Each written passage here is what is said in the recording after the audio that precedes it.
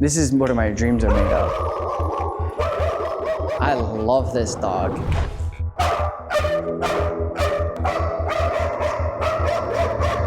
This is probably one of the more reactive German Shepherds that we've worked with that you guys have seen on my channel.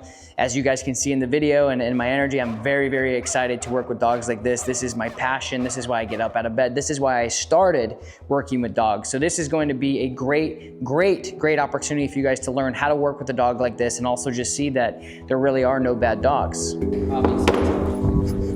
I love this shit, man. I love this stuff. So just everything,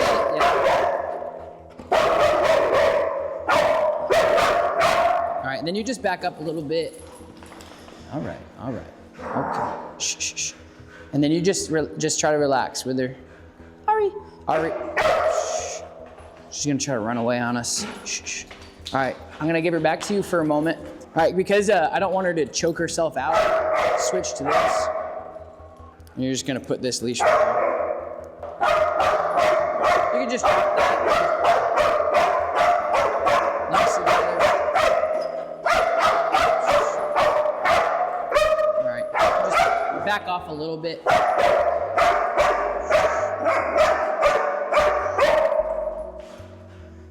And then try to just stay with her so you don't give pressure on her. Yeah. You're just gonna stay back tied for me. Okay. Basically to just, if I wanna drop the leash and walk away, you still got her. You're just gonna be a post for me. A lot of what you're dealing with is fear. You know, my main concern is like, you know, her mental health, having to live like this is really tough. Yeah. As you know. Yeah. You deal with it as well. It's a lot of stress. So I want you to, you can just drop the leash and just go and sit down for a moment. It's just a little test just to see what she wants to do here. So just ignore her for a moment. If at any point the muzzle comes off, you can just come grab, yep, there you go, you can come grab her. So there's a vibration that I wanna try. It's vibrate only. Come on. Yeah, it's gonna eliminate like all that fighting. So we're just gonna use the vibration here when she barks. You can just go ahead and sit down, man. So we're gonna change up the vibe here for a moment. So every time she barks, I'm just gonna be using the vibration, okay? And everything that she's going through right now is stressful, so I'm not necessarily concerned about any more stress with her. Right now, I'm just concerned about her trying to be able to think a little clearer. Yep. But when she's actively lunging and barking, she can't. So we're just gonna use the vibration to take her down a little bit. Yeah. So good. So that was the vibration there. Why don't you just get a little closer to me? Just come a little closer to me. So right now I'm just trying to familiarize each other. That's good right there. Familiarize ourselves with one another.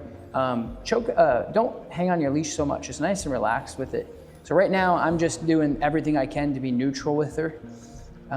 And the only time I'm correcting her because she has a muzzle on, sorry, let me rephrase. The only reason why I'm correcting her because she has a muzzle on is to teach her that going after somebody that she feels like she needs to is inappropriate and we don't want her to do it. And I can say objectively right now that is very helpful for her because when she came in, we couldn't even talk. Yep. Corrected her a couple times just on the vibration and she's like, I don't want to do that again. And two things happen here, which are really important. First thing is she's like, she understands that when she barks and lunges like that, that thing turns on. The other thing is once she decides, okay, I don't want to react anymore, she's kind of like, well, now what do I do? And in that now what do I do space is an area where she can start to develop skills. She can build confidence, right? So she can start being like, oh, well, maybe this person isn't so bad, okay? This is just the very step. We went from 5 minutes ago wanting to kill me to being next to me and being okay. Doesn't mean I can pet her, doesn't mean I can take the leash. I'm just saying this is steps in the right direction. I think she got me real good on the thigh. Oh yeah. Just try to drop the leash and walk away. Just walk straight back to the table. Yeah. And then walk back to her, just ignore her. And then walk back again. Her leash skills.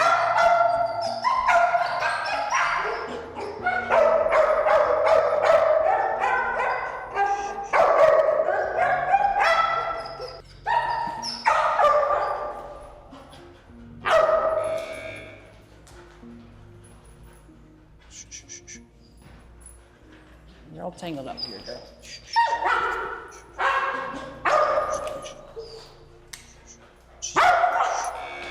She's less intense now, which is making it easier to work with her. You can watch through this window. I'm just gonna bring her out here and see what she does without you. Yep. So I'm just getting away from the owner because a lot of these types of relationships can stem off of the relationship being unhealthy because all the stress involved, and you know, he's getting cut up and bleeding and she's reacting. And so my goal is to reduce the conflict and stress as quickly as I can. And so that's why I use a lot of barriers, and I make sure it's safe for me to take the dog because I don't want to fight a dog. I don't want to have to hold him out and choke him out. This is good. She's sniffing me now. I'm also very neutral to her. So I'm not trying to like overpower her. I'm giving her all my body language to the side. You can see I'm not frontal with her. I'm not looking at her. And these are all just things I've learned over the years. I've had plenty of fights with dogs before where they're coming after me and you basically have to hold them out and choke them. I don't like doing that because it just makes things worse long-term for me and the dog, in my opinion. I try to like be timely with it where I'm like, okay, I think you're ready to handle this. Baby, come here. To me, guys, she's just misunderstood.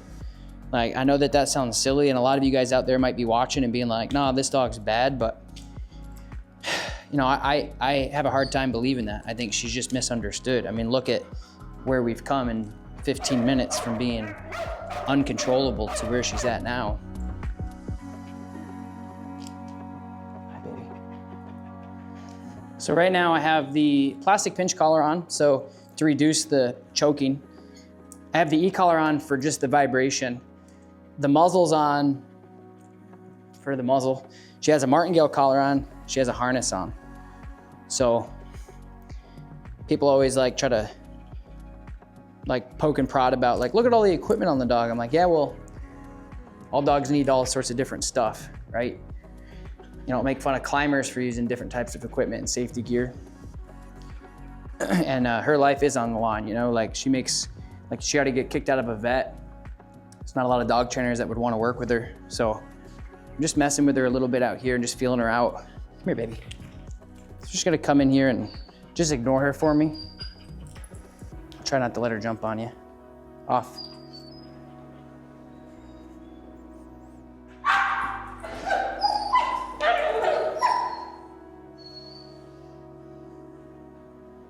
You're all right. So it's definitely with you around, as you know. I'm just pointing it out because I was just in there petting her and putting all the collars on her and she was completely fine. Yeah. So the moment I get close to you is when she comes back to me. I'm just gonna hang out with her for a minute, calm her back down. She was super calm just a minute ago. Yeah. I'll bring her back in a second. We're gonna get her calmed back down, and then it's a journey. And you guys are watching this video, it's gonna be a journey each step of the way. I don't know what the outcome is gonna be. We don't have a ton of time. We have about an hour and 15 minutes all together. So we probably have like 40 minutes left, but we're gonna keep trying to see what we can do to break down some of these walls. And you know, if you guys are watching this and you wanna see the full video, it's gonna be uploaded on the Tom Davis Online Academy. Obviously a sales plug for my online academy for that reason. A lot of people can benefit from seeing every single step instead of just the fun stuff on YouTube, the 15, 20 minutes. So now what I'm gonna do is I'm just gonna go back out and sit next to Dad and then create this type of calmness, if you will, with Dad. A couple things I think is gonna be really helpful. The plastic pinch is gonna be good for sure. The prong's too much for her because she's so flighty, and I don't want her to like correct herself because she's like, I don't know what to do. And then she corrects herself and it can make it worse, too stressful. So plastic pinch is a great collar for her. It's like an alternative. It's the martingale that you have, so the colorful martingale. And it's just got a little bit more bite to it. So it's safer for her. It's not gonna choke her out as much. The remote collar is a good option to discourage that initial reaction, just to kind of bring it down a little bit. I mean, you saw it here. It was really effective. But also, just correcting her with the leash. So the harness is going to be your worst enemy in this whole thing, because that's what will enable her to keep doing this. Like if you correct her the moment she lunges, it won't go to the point where it's at. So what that means is when she comes in and the first rip she does on the harness, and she's already putting her cortisol and all of her stress hormones are firing off. So she's already putting herself in this very stressful situation. And once she's there, she just continues to like throw gas on the fire. She keeps coming after me. And if you corrected her the immediate she lunged and said, hey, quit the shit, like what are you doing? You're trying to hurt this random person. This is inappropriate. The moment that you stop that, the quicker she'll be able to calm down. I want you to just get up and go back to maybe the shelf over here, and I just want to see how she handles this. So for people who are watching, that little thing that she just did where she went to lunge, this collar caught her, where the harness, she would have just kept going. So I'm gonna just try to correct the barking with the, leave it. That's the vibration, okay? Leave it. And then just come back and sit back down. So here's how the tables have turned. Sorry. The tables have turned a little bit with her, because now we're not so concerned about her coming after me. We're concerned about her habitually whining when you leave. So it's a good problem to have. Why don't you just do it again?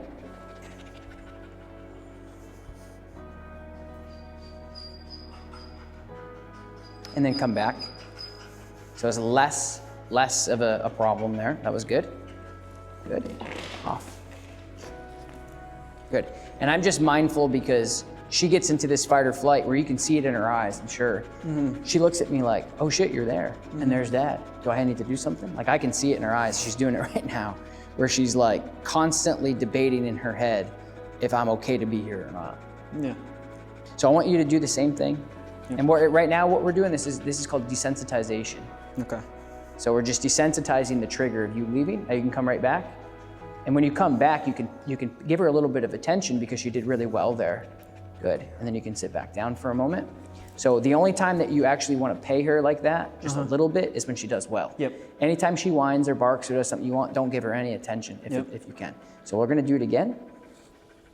Sorry, I'm making you work out here. Yeah, I know. I signed up for that workout session. Good, come back. That was excellent. Much better. So pay her again, just give her affection. Good. Yep, perfect. Nice. Good. Really good. Does this make sense? Yep. Do you have any questions so far? No, dude. Okay. So I would just say this.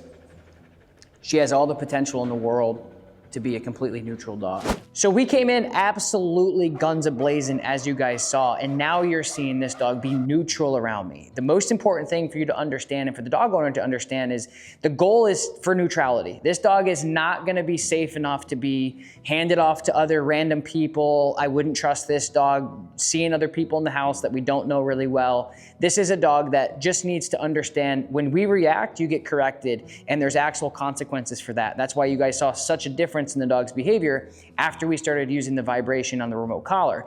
And as you guys clearly saw, this dog's real problem is with the owner. So anytime I brought the dog out to the other room, the dog was fine with me. Again, not my friend, didn't want to crawl on my lap, didn't want to be my buddy, but tolerated me. The dog wasn't coming after me, wasn't trying to react towards me. The moment we got back inside, the dog had a problem with me. And that's really important for you guys to understand. When you have a dog's genetic disposition to not like other people or other dogs, your number one goal is to keep everybody safe, have good obedience, and make sure the dog knows that when they react and they try to bite somebody, that it's very inappropriate, so they don't do it. So you're able to have your cake and eat it too, go out, be with your dog without the dog lunging and lashing out to everybody like she did in the beginning of the session.